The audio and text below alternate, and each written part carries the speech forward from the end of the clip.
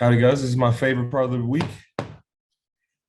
We got a good San Francisco team coming up. I started out first. Got a really good San Francisco team. They've been winning lately. They've had our number. They won the last 5 games, I think. But I've only been a part of one of those games, so it doesn't really hit me that hard. I'm excited to play these guys. And they got a bunch of tough individuals, led with Trent Williams, George Kittle, Juice, number 44. All those guys are tough, man, and it's going to have to be a hard-fought game for us to be able to clinch the division. All right, we'll start with Lindsay.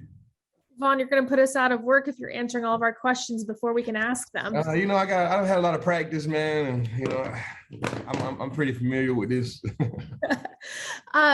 With obviously the first time around, you were still really new to the team.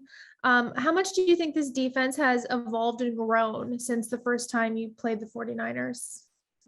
Honestly, I know I say this every single week, but we have been so even keel and so even and so consistent with the things that we do, how we prepare. I've been a part when I was with the Denver Broncos, when we lose, it's time to double down on something. It's time to go harder. It's time to do something differently. It's time to watch more film, practice a little bit harder, lift a little bit harder. And, these guys, they just got a formula. We come in, we do our stuff, we go home. And we trust our guys. We trust the stars on the team. We trust the foundational players. We trust the coaches. And honestly, we just come in and we do the exact same thing. When we were losing, we're doing the exact same thing. And when we're winning, we have the same exact mindset that we've had these 8 weeks that I've been here. So it's been very, very consistent whether we win or lose. First time around, they held onto the ball and really effective running. Do you guys expect kind of the same game plan from them? Yeah, it's a copycat league. I think the first drive when we played them last time they had 18 plays in the first drive. And if I was a coach, I would want to repeat that out. Especially we got I'm just looking at it from the outside in. We got all these guys. We got Jalen Ramsey, Aaron Donald, Leonard Floyd, Greg Gaines. You want to run the ball, versus that look. Especially if you got one of the best running offenses in the league. You want to run the ball first and kind of stem everything off of that. So I would just kind of expect that they would start the game off running. And then last, as a competitor with the chance to win the game and win the division, is this kind of what an ultimate competitor dreams of? That's opportunity. Yes, ma'am. That is exactly it. You want to go out there and win them all. And with these type of with the stakes that they have on it now, you want to go out there, you want to win it, you want to head into the playoffs on a really high horse, for sure. Thanks. Claudia. Hey, Pom. Obviously, Jimmy Garoppolo is questionable to play right now. We won't know until game day. But even if Trey Lance takes the field, they have some good running backs and wide receivers, and like you said, plus George Kittle. How difficult do you see that offense? That is a very nice shirt that you got on. I like that Super Bowl 50. Shirt that you got. I got the same tattoo. But, I think whether it's Trey Lance or whether it's Jimmy Garoppolo, they can win with either one of those guys. They're built to win with either one of those guys. They're built to win in tight games. I think if you watch the last game that they played versus the Houston Texans, it was a tight game, and that was Trey Lance. Trey Lance pulled them through. So either way it go, even if Jimmy G plays, I would expect to see some Trey Lance. He's just that versatile, that athletic, and he's the future. So I expect to see both of those guys, and either way it goes, I expect to, I expect them to come in here and compete, and they both throw the ball pretty well. They both have a similar game. Trey Lance is obviously more athletic, but Jimmy G can get it done in a variety of ways as well. So either quarterback that they pick, man, we're gonna have our hands full. And now the entire defense, like you just mentioned, has been playing very well, especially in the pass rush. Is everyone communicating, you think, much better now? I think no, no, not really. It's I know it sounds crazy, but we really haven't changed much, and that's a good thing because when I came here, I just believed in a situation. I believe that having Aaron Donald, Leonard Floyd, Greg Gaines, I just believe that no matter what we do, we'll be able to rush the passer and we'll be able to get sacks. And I would say we've been gelling, but it's been that we've had the same mindset since I've been here. And it just feels good to go out there and do your job. It feels good to go out there and rush the quarterback well. It feels good to make plays, for your teammates and your coaches and stuff. And early on when we played the 49ers the first time, that was my first game. And we had a lot of good rushes in that game as well. We didn't get any sacks, but we had a lot of great rushes and we were close in that game as well. So like I said, we really haven't changed anything, and it feels good to be confident in the group of guys that you have and confident in what you're doing. Thank you so much. Thank you, guys. Stu? Like Lindsay mentioned, chance to clinch the NFC West and also the number 2 seed in the NFC this weekend. What excites you most about that possibility, especially the opportunity to do that at home on Sunday? Yeah, I mean, it's, the clinch division at home, with the opportunity. This is a tough 49ers team. We've lost the last 5. So it's a tough game, and we're at home, and, it'd be exciting just to think about it, just think about the possibilities. Either way it go, you don't want to go out there and lose. You want to go out there and win. So either way we think about it, it's motivating to have this opportunity to go out and play and win. So I think whenever you start the season off, I wasn't here when the Rams started, but with the Denver Broncos, and I'm sure with the majority of teams around the league, the very first thing that you set out to do is win a division. And we're one game away from it, man, and everybody's motivated to go out there and do it. Hey, Vaughn, you mentioned this after the last matchup against San Francisco, and I think briefly alluded to it here as well. The stuff that they were asking Jimmy Garoppolo to do, it looked like they were scheming him up on some of that third strike stuff, that quick strike stuff on third down, which, as you had talked about before, did some things to kind of counter what was an effective pass rush that you guys were getting. Is there a way to then, are there answers to that? Are there different things that you can then do to continue to counter moving forward? Or is it just about continuing to rush? Whenever, you got to continue to rush. You can't let the quick strike offense or the quick decision offense kind of take you off your rush, because when they drop back and they hold it for 6 or 7 seconds, you're not in the right mindset to rush if you're thinking about batting the ball down. So, I think it's rush, but it's just to really take advantage of a pass rush, you need like a lead, or you need position on the other team. You want the game to be even, you want it to be a tie game, or you want to be up slightly, by 3 points, or you want the offense, pushing and trying to find answers to, you want them to be pushing down the field, and you want the quarterback to go through all of his reads. And whenever a team is down, they're usually in those positions. So, we just got to play an even game. We got to score points, and if we can get some positioning, on this team, I like where we're at. If we can get them in 3rd and 8, 3rd and long, any situation like that, I like our chances. I mean, let's be honest, they run the ball extremely well. We don't want to play.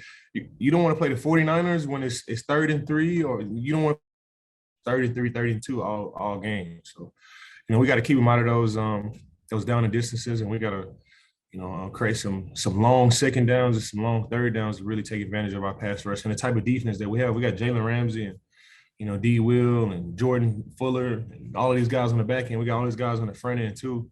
So we got to get them in situations where they have the best ball. Thanks, Vaughn. And then just real quick, you have talked about the 2015 team a couple of times.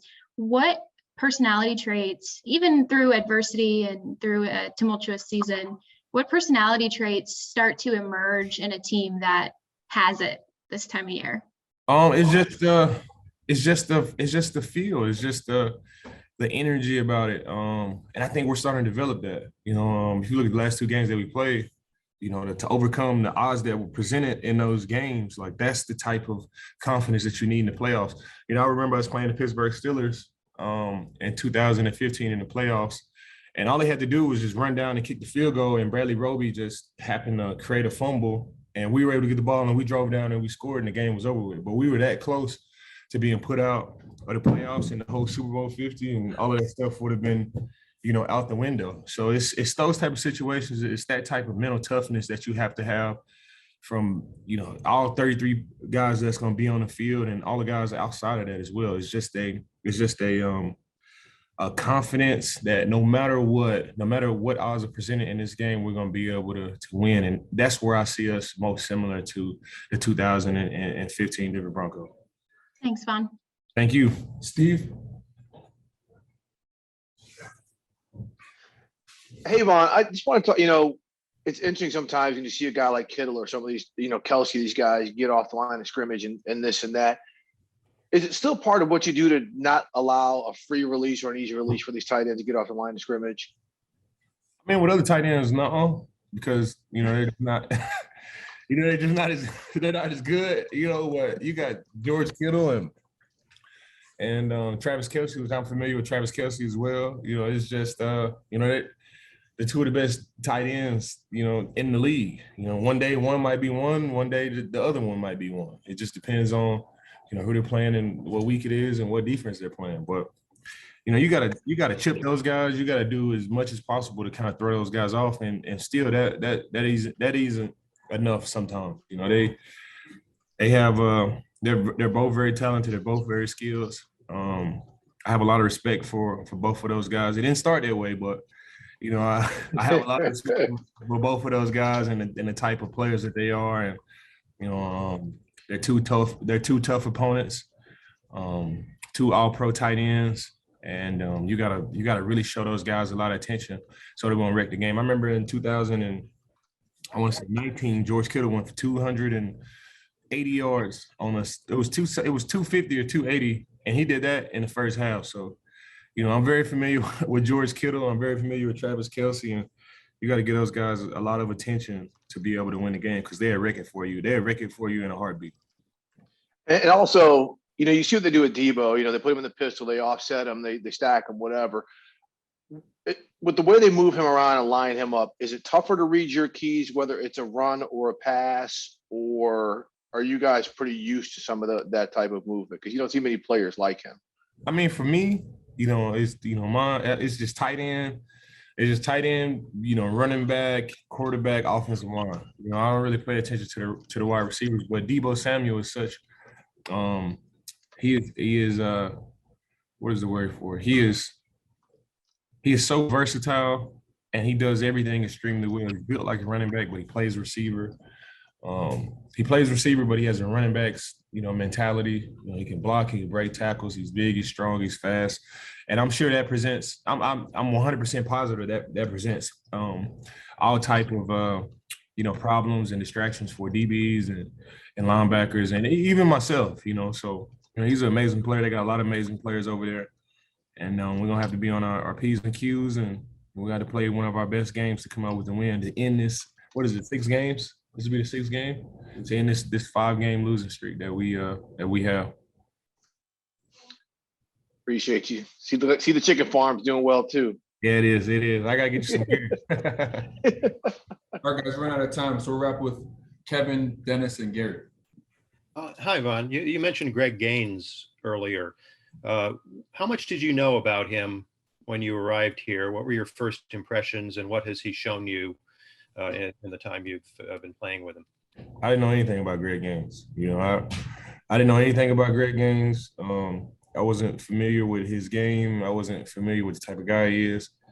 I wasn't, just to be honest, I had never heard of Greg Gaines, but that changed. The very first game that I saw him play, like not the actual game, but when you turn on the film, like Greg Gaines is a red dot type of player. When you watch a film, you had like the little laser pointer.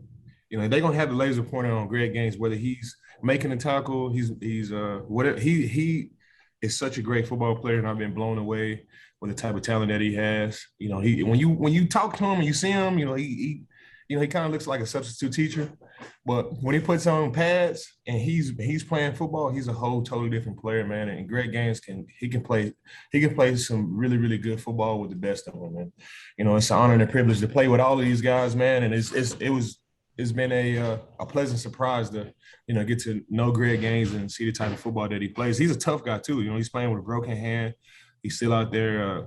He's not even, sometimes guys get hurt and they kind of dread, playing in the game. Like, Greg, he was excited to play in this last game with a broken hand, man. And I've just been blown away with the type of guy he is, the type of character that he has, and, the type of football that he plays, man. It's been a privilege.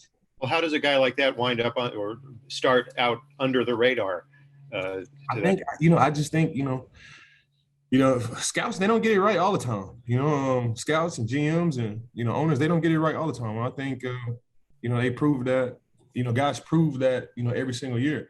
Guys just fly under the radar. You get so caught up in, an Aaron Donald or, a Sebastian, Joseph Day, or, you get caught up in all of these, big name guys that, a Greg Gaines just kind of, slips on a team, slips on a roster. One guy gets hurt, now he's starting, and you're still not kind of looking for him, but you just keep seeing his 91 jersey fly around. My dad always told me when I was young, you can't hide talent, and that is definitely true with Greg Gaines. He's a phenomenal player. All right, Dennis. Hey, Vaughn, at this time of the season, are you more reliant on your experience to rush the passer, or are you trusting the scheme that you're playing in right now? A little bit of both. I've always felt like no matter what team and no matter what scheme I think I had 4 defensive coordinators with the Denver Broncos, and I've always felt like no matter what they want me to play, I'm a coach's dream. If you want me to play cornerback, I'll go out there and play it for you. Whatever you want me to do, I'll do it. Just coach me up, coach me to the best of your ability, and I go out there and I play to the best of my ability. And I think at this point, I think it's just a little bit of both. We got a great scheme here that allows us to rush. It's led by Aaron Donald, which is good for me. I can just go out there and do my thing. And I trust my pass rush ability. I'm confident in the type of football that I can still play, and I'm confident in this team. I'm confident in the scheme that we play here. So it's a little bit of both, and I'm excited. This is why they brought me here, is for the playoffs, and that's not necessarily the regular season. I want to make plays in the regular season. I want to do all of that stuff, but to come and have a similar playoff run that I had in 2015, that's why they have me here, and I want to go out there and do my job. It feels great to go out there and do your job for your teammates, and I want to continue to do that. Thank you. I'll wrap with Gary. Hey, Vaughn, just wanted to check, in the time you have been here, it was kind of a whirlwind with you getting to LA, but in the time you've been here, does it seem like it's flying by quick, or does it seem like you've been here the whole time? Yeah, it does seem like it's been flying by, extremely quick, especially in the extended season. It really doesn't, feel like it really does fly by, really quick, and it doesn't feel like I've been here that long. But when you looking at it on paper, man, I played a lot of games with the Rams, and I played a lot of games with Denver Broncos before that. So this whole season is just flying by, man, and I'm just fortunate and blessed to be a part of, such an amazing franchise. And, like I said before, when I got traded, the Broncos, did right by me by sending me to a winning team, and, to do the things that they had to do, and, to really, to eat some of the salary cap and eat some of my paycheck so I could go here and not just go to, a team that would be done after this week. It's, they love me over there, and I appreciate them, sending me to, a great place like this to finish out my career, whatever the future holds, man. It's been an honor and a privilege being here. It's been an honor and a privilege, getting to know all of these coaches and, playing with Aaron Donald and Jalen Ramsey and Matthew Stafford. And, it's really been like the Pro Bowl each and every week. The Pro Bowl, you only get 1 week with those guys, and I've been here, for 8 weeks, and it's been a blessing and an honor and a privilege to be a part of this.